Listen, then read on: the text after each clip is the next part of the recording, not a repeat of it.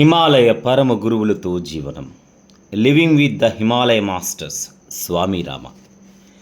తమ పాదపద్మముల చెంత ఇది నా జీవితం కాదు, కానీ ఇది హిమాలయ యోగుల నుండి నా గురుదేవులైన మీ వద్ద నుండి నేను సేకరించిన అనుభవాలు. ఒక ఏకాంత సమయంలో మంచు నుండి ఒక కిరణము విడివడి అకస్మాత్తుగా బయటకు వెలువడింది.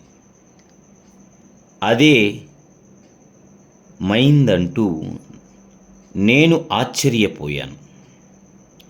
ఆ సాయంత్రమే మీరు నాకొక దైవపూరితమైన ప్రేమ భావమును లెప్తమాత్రము చూపారు. అప్పుడు మీ పెదాల నుండి నా భవిష్యత్తును సూచిస్తున్న ఆ దేవుని నామం వెలువడింది. నా హృదయపు చీకటి కోణంలో ఒక దీపం వెలిగించబడ్డది. అది పూజ పీఠం ముందున్న దీపం వలె నిత్యం వెలుగుతూనే ఉంటుంది. మీలాగా ఎవరూ నా జీవిత గానంలో సుఖ దుఃఖాల చరణాల మిళితం చేసి బాధలన్న పద్మంపై కదలకుండా కూర్చుని ఆనందాన్ని అనిపించేటట్టు తనకున్న ఆనందాన్నంతా ధూళిపై పారవేసి ఒక్క మాట కూడా పై కనపడకుండా ఎవరుంటారు? మీ సందేశం ఆకలింపు చేసుకున్న వారెవ్వరికీ భూమిపై భయమన్నది ఉండదు. అందుచేత అంతులేని కృతజ్ఞతాభావం అన్న పుష్పం తన రేకులను తమ పాద పద్మాలపై సమర్పించుకుంటున్నది. స్వామి రామ. హిమాలయాల్లో ఆధ్యాత్మిక విద్య. జీవితం అనే కట్టడానికి బాల్యం పునాదిరాయి. బాల్యంలో నాటే విత్తనం జీవిత వృక్షంగా వికసిస్తుంది. బాల్యంలో బోధించే విద్య కళాశాలలో విశ్వవిద్యాలయాల్లో నేర్చుకునే విద్య కన్నా ఎంతో ప్రధానమైనది. మనిషి పెరుగుదల ప్రక్రియలలో పరిసరాల అధ్యయనం తగినటువంటి మార్గదర్శకత్వం ముఖ్యమైనది. పవిత్ర హిమాలయాలు. హిమాలయ పర్వత శ్రేణి సుమారు 1500 మైళ్ళు పొడవు వరకు విస్తరించి ఉన్నది.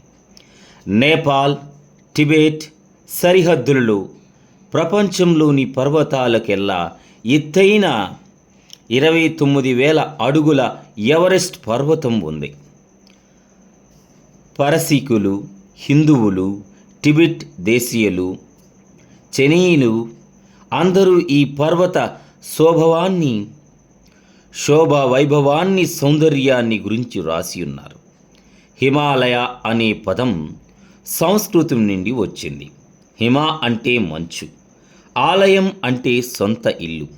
హిమాలయం అంటే మంచులకు నిలయమైన స్వగృహం అని అర్థం.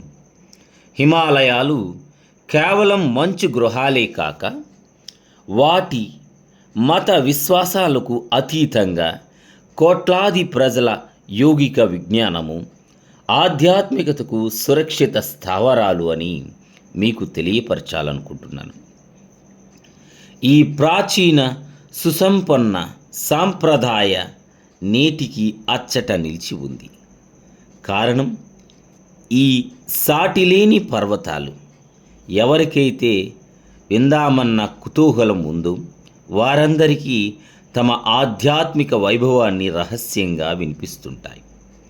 హిమాలయ లోయల్లో నేను పుట్టి పెరిగాను. ఆ లోయల్లో 4.5 దశాబ్దాలు కాలం గమ్యం లేకుండా తిరిగి అక్కడ జ్ఞానుల వద్ద విద్యను అభ్యసించాను. అక్కడే నివసిస్తున్నట్టి అక్కడే తిరుగాడే మహనీయుల పాదాల చెంత చదువుకుని వారి ఆధ్యాత్మిక జ్ఞానాన్ని ఆస్వాదించాను. పంజాబ్ హిమాలయాల నుండి కుము, యూన్, గర్వాల్ హిమాలయాల వరకు, నేపాల్ నుండి అస్సాం వరకు, సిక్కిం నుండి భూటాన్, టిబెట్ల వరకు యాత్రికులు వెళ్ళడానికి ఏమాత్రమూ వీలు లేని, వెళ్ళవద్దని నిషేధించే ప్రాంతాలకు నేను ప్రయాణించాను. ప్రాణవాయువునిచ్చే పరికరం కానీ అధునూతన పరికరాల సహాయం కానీ లేకుండా 19 నుండి 20 వేల అడుగుల ఎత్తు వరకు ఈ హిమశిఖరాలను నేను అధిరోహించాను. ఎన్నోసార్లు నాకు ఆహారం ఉండేది కాదు. స్పృహ కోల్పోయేవాడిని, అలసిపోయేవాడిని, కొన్ని సమయాల్లో గాయపడేవాడిని కూడా. కానీ ఎల్లప్పుడూ ఏదో ఒక విధంగా అలాంటి సందర్భాలలో నాకు సహాయం అందుతూ ఉండేది. నాకు హిమాలయాలు ఆధ్యాత్మిక తల్లిదండ్రులు. అక్కడ నివసించడం తల్లి ఒడిలో నివసించినట్టే ఉండేది. ఆమె తన సహజ పరిసరాలలో నన్ను పెంచి పెద్ద చేసింది. ఒక ప్రత్యేక జీవిత విధానంలో బ్రతికేందుకు నన్ను ప్రభావితం చేసింది. నాకు 14 సంవత్సరాల ప్రాయంలో ఒక అపరిచిత జ్ఞాని నన్ను ఆశీర్వదించి ఒక భోజపత్ర ఆకు ఇచ్చారు. దానిపై పవిత్ర ప్రాచీన వేద పంక్తులు లిఖించబడ్డాయి. దానిపై ఆయన ఇలాగా లిఖించారు: ఈ ప్రపంచం నీకు అల్పమైనదిగా ఉండుగాక, నీవు ఆధ్యాత్మిక పదంలో పయనింతువుగాక, ఇది ఇంకా నా దగ్గర ఉంది. హిమాలయాల అనంత హిమము వెండి మంచుగడ్డల వలె రూపొంది తదుపరి కరిగి వేలాది ప్రవాహములైనట్టుగా ఆ జ్ఞానుల నుండి నేను ప్రేమను పొందాను. ప్రేమ నా జీవితపు ప్రభు అయినప్పుడు నేను సంపూర్ణంగా బహిరహితుడయ్యాను. ఒక గుహ నుండి మరొక గుహకు, సెలయేర్లు దాటుకుంటూ మంచు దుప్పటి కప్పుకున్న శిఖరాలతో ఆవరించి ఉన్న పర్వత దారుల వెంట ప్రయాణించాను. అన్ని పరిస్థితుల్లోనూ నేను ఆనందంగా ఉంటూ, అజ్ఞాతంగా ఉండగోరి కనబడకుండా ఉండే జ్ఞానులను వెతుక్కుంటూ వెళ్ళేవాడిని. ఇతరులు అర్థం చేసుకోలేని ఆధ్యాత్మిక అనుభూతులతో నా ప్రతి శ్వాస సంపన్నమైంది. ఈ సాధువులు ప్రీతి యోగ్యులైన హిమాలయ జ్ఞానుల వద్ద ఒకే ఒక పరవశం కలుగు చేసే ఆలోచన విధానం ఉన్నది. అది ప్రకృతి పట్ల ప్రేమ, ప్రాణుల పట్ల ప్రేమ, అందరి పట్ల ప్రేమ. ప్రకృతి సిద్ధాంతం మొదటిగా నాకు హిమాలయ జ్ఞానులు నేర్పారు. అక్కడ నుండి నేను వికసిస్తున్న పుష్పాల నుండి వచ్చే సంగీతాన్ని, పక్షుల సంగీతాన్ని, ఆఖరికి చిన్న గడ్డి మొన, ముండ్ల పొదల నుండి సహితం వెలువడే సంగీతం వినటం ప్రారంభించాను. ప్రతి దానిలో అందం యొక్క సాక్ష్యాధారం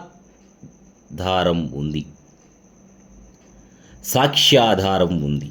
ఎవరైనా ఆ ప్రకృతి సంగీతాన్ని వినటం నేర్వలేకపోతే, దాని సౌందర్యపు విలువను అంచనా వేయలేకపోతే, అప్పుడు ఏ ఎగజిమ్మే ధార తన మూలం నుండి ప్రేమని కోరమని మనిషిని ప్రేరేపిస్తుందో అది కాలగర్భంలో కలిసిపోతుంది. అనంతమైన అందం, అనంతమైన ఆనందం, లెక్కలేనన్ని పాటలు, కలలు, అందాలు ప్రకృతిలో ఎక్కడి నుండి వస్తున్నాయో తెలుసుకోవడానికి మీకు మానసిక శాస్త్రపు విశ్లేషణ అవసరమా? ఈ ప్రకృతి యొక్క దైవగాథ తన నీతి కథలను మంచుగడ్డలతో కూడిన ప్రవాహముల నుండి, పూలతో కప్పబడిన అడవుల నుండి, నక్షత్ర కాంతుల నుండి వినిపిస్తుంది. ఒకడు దేని ద్వారా అయితే సత్యాన్ని తెలుసుకుంటాడో, మంచిని, దాని గాంభీర్యమును, దేని వైభవంలో చూడగలుగుతాడో, ఆ స్థిరమైన జ్ఞానమునకు ఈ సిద్ధాంతము తెరతీస్తుంది. ఎప్పుడైతే వ్యక్తి ప్రకృతి సంగీతాన్ని వినటం, దాని సౌందర్యపు విలువని అర్థం చేసుకోవటం నేరుస్తాడో, అప్పుడు అతని ఆత్మ ఆ ప్రకృతి యావత్ పరిసరాలతో ఐక్యమై లయమైపోతుంది, లయమై కదులుతుంది. అప్పుడు అతని ప్రతి కదలిక, ప్రతి శబ్దం మానవ సమాజంలో దానికి తగిన స్థలాన్ని తప్పక కనుగొంటుంది. అతడు తన జీవితపు బాట గుండా చూసుకునేందుకు ముందు మనిషి మనసుకు ప్రకృతిని ప్రేమించటంలో తప్పనిసరిగా శిక్షణ ఇవ్వాలి. అప్పుడు వేకువ సమయంలో పాటు జ్ఞానోదయం తొంగి చూస్తుంది. సూర్యుడు ఉదయించినప్పుడు చీకటి పొగమంచులతో పాటు జీవితపు బాధలు కష్టాలు తొలగిపోతాయి. అమరత్వపు జాగృతిలో మృత్యువు తన దారిని తాను చూసుకుంటుంది. మరణ వేదన, దుఃఖము వంటి ఏవైతే మృత్యువు అతని మీద కురిపించాలనుకుంటున్నదో అప్పుడవి ఆ అశాశ్వత జీవిని ఇక ఏమాత్రమూ బాధించవు. యుగ యుగాలుగా మృత్యువు దుఃఖమునకు కారణభూతంగా ఉంటున్నది. కానీ మరణకాలమందు మానవుడు అనంతము శాశ్వతము అయిన దానితో ఒకటిగా అవడానికి నేర్చుకుంటాడు. ఎప్పుడైతే వ్యక్తి ప్రకృతి నిరాడంబరతలోని లోతుల్ని పూర్తిగా గ్రహించి ఆనందించడాన్ని నేర్చుకుంటాడో, ఎప్పుడైతే మృదువైన అతడి జ్ఞానేంద్రియాలు ప్రకృతితో సంబంధం పెట్టుకుని ఉంటాయో, అప్పుడు వాటి అభ్యర్థనకు సమాధానంగా ఆలోచనలు వాటంతట అవే ప్రవహిస్తాయి. ఈ ఆత్మను చెలింపచేసే అనుభవం గంగా నది అలల సవ్వడి, బలంగా వీచించే గాలుల ధ్వని, ఎండుటాకుల గలగలలు, ఉరిమే మేఘాల గర్జన యొక్క పరిపూర్ణ మధుర స్వర వాద్యములతో మేళవించి వానిలో ఐక్యమైపోయి వాటి ద్వారా ప్రతిధ్వనిస్తుంది. ఆత్మ యొక్క తేజము బహిర్గతమై అన్ని అవరోధాలు తొలగిపోతాయి. అతడు పర్వత శిఖరాన్ని అధిరోహించి అక్కడ విస్తారమైన జ్ఞానమండలాన్ని దర్శిస్తాడు. నిశ్శబ్దపు అంతరాల్లోని ప్రేమ మూలం నిక్షిప్తపరచబడి ఉంది. విశ్వాసమనే నేత్రమొక్కటే ఆ ప్రేమకాంతిని బయటపరచి చూడగలదు. ఈ సంగీతంలో చెవులలో ప్రతిధ్వనిస్తూ నా జీవిత గేయమైపోయింది. జ్ఞానులు దర్శించిన ఈ విషయం యావత్ మానవాళిని విశ్వంతో సమైక్యపరుస్తుంది. జ్ఞానులు అందాలను గమనించే జ్ఞానాన్ని, బుద్ధిని పొందడానికి మూల స్థానములు అయినవారు. వారు ఈ ప్రపంచపు కేవలం అస్పష్టపు అర్థం లేని భ్రమల నుండి మానవాళిని జాగృతపరుస్తారు. వారి నేత్రములతో యావత్ విశ్వం యొక్క ఐక్యతను వారు చక్కగా చూడగలుగుతారు. సత్యముక బంగారు ఫలకంలో మూయబడి ఉన్నది. ఓ ప్రభు, దాన్ని బహిర్గతం చేయటానికి, సత్యాన్ని దర్శించటానికి మాకు తోడ్పడడు.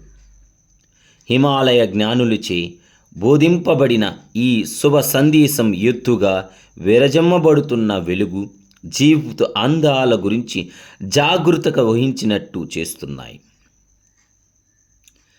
చిన్న వయస్సులో నేను కైలాస పర్వత పాదాల చెంత కూర్చుని మానస సరోవర సరస్సు మంచు నీటిని తాకుతూ ఉండేవాడిని.